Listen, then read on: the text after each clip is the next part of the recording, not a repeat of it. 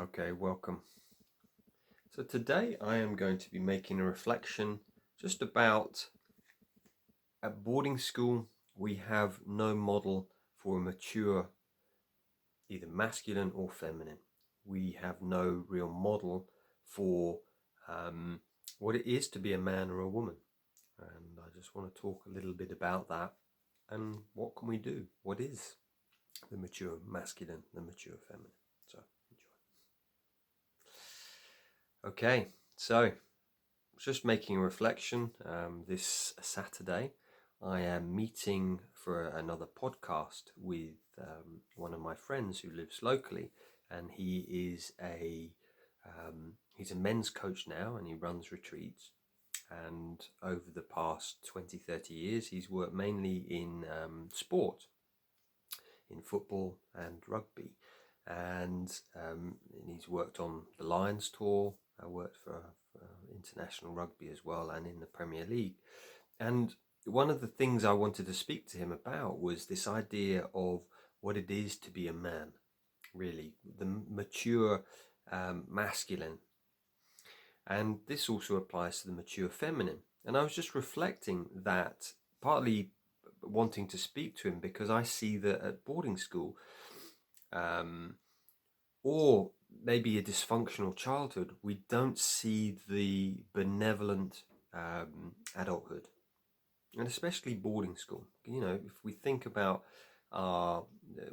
where we were at school, then obviously often the boarding house, there'd be one master on duty and 50 children. So that might be a woman or a man, but we had, one adult to learn from and 50 boys or girls. So the reflection is, who do we learn from? We learn from children. We're initiated by children, not by adults. So therefore, we leave school, we become these adults, but really we're children because we've not been guided how to be men or women. Especially for women, I'm hearing this more and more from the women who speak to me. This idea that, these are very hyper masculine environments, boarding school, and therefore, they don't have a group of elder women to sit with them, to teach them, to initiate them, teach them about what it is to be a woman. And the same goes for what it is to be a man. And one of the things we're going to be talking about, and I've got a few different kind of books here, King, Warrior, Magician, Lover, and Backbone by David Wagner. And if you've been following my work for a while, this is one of my favorite books, because this really teaches us what is it to be a man. And we can relate this to the feminine as well. Rather than king, it's queen. It's a very similar energy. So I just wanted to speak a little bit about that today. Would recommend picking a copy up of that. And basically, within what they're saying is, within our psyche, we have these four structures: king, warrior, magician, and lover. And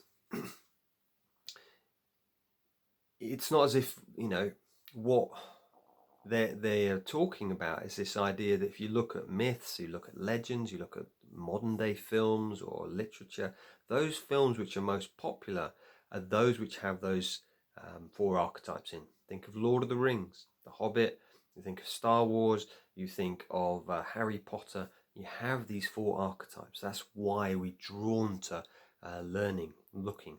So what they're saying is that we have both the mature forms, the immature forms, and we have the light, or the archetype in its fullness, and the shadow. Now, what I feel, for me, really, leaving boarding school in my 20s, I really had that reflection. I remember being in the monastery, late 20s, going, I'm still a boy. I really felt that. I was like, oh my God, I have no idea what it is to be a man. And what I love about it originally came from Jung, this idea of the archetypes, is it gives us a structure. It's like, right, what is it to be a man? Because we just learnt from boys, we just learnt from girls. It's like, essentially we became men and women. We became children in adults' bodies, and that's what it was for me in my 20s. So, just to give a bit of a basic understanding of these four structures. So we have the king. The king aspect is part of that orders our internal world. It's the part that blesses others, blesses ourselves. So it's like, you can imagine the father, fathering maybe your own children, but your community. It's a place of service. The warrior is about action. It's about boundaries. It's about doing. We also have the magician. The magician is about knowledge. It is about understanding. It's about learning, that thirst to grow. The magician as well, so sorceress, or it is this idea as well of the sacred, spending time in nature, having a spiritual practice.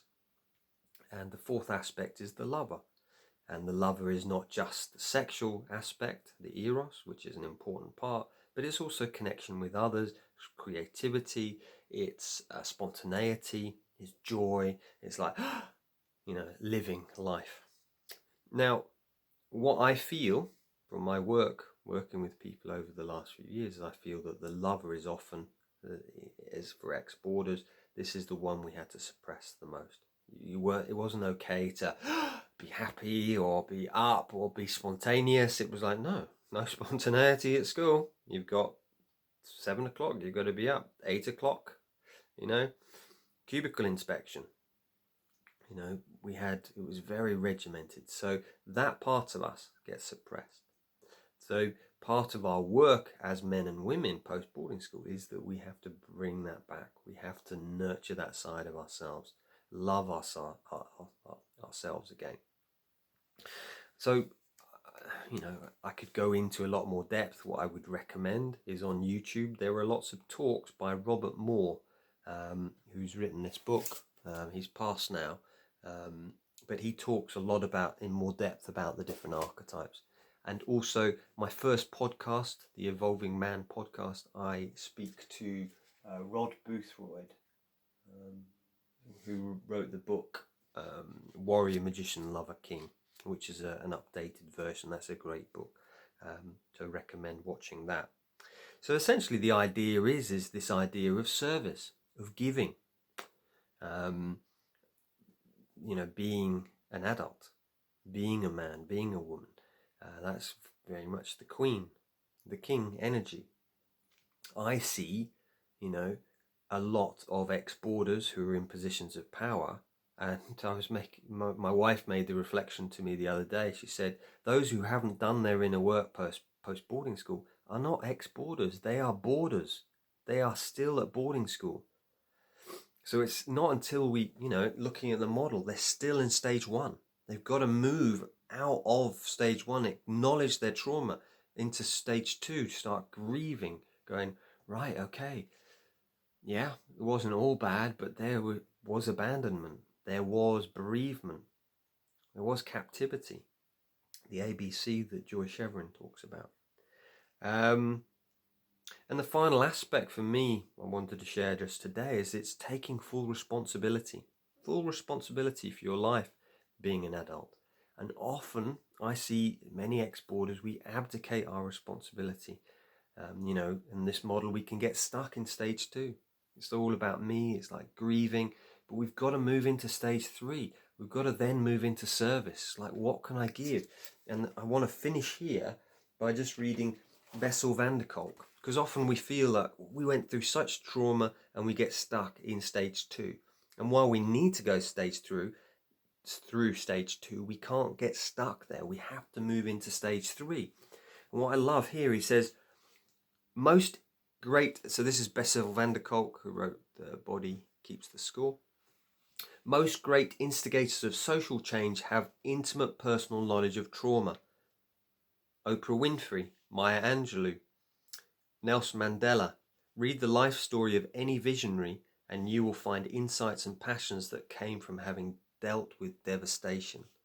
So, if you have been to boarding school and it was a devastating experience, know that these great leaders, they went through similar things and they moved into stage 3. They moved into that space of transformation. And that is what you can do as well. There is a path for us to walk and we can begin to walk it. And that is what I'd like to share. There was no model at school, but there are models we can now start to learn about the archetypes, realize that others have been through similar trauma as us and they have transformed this. And it's the same with you. You too can transform this, and I know you will. So have a wonderful day. Just update on my book as well. Yeah, I'm just editing through it. Just that's part of my work today, is just to go through. Managed to get it down to 100,000 from 140, but I've just got to really make sure it makes sense now. So that is my work. So yeah, thank you so much for your support. Any questions, let me know. Okay, many blessings.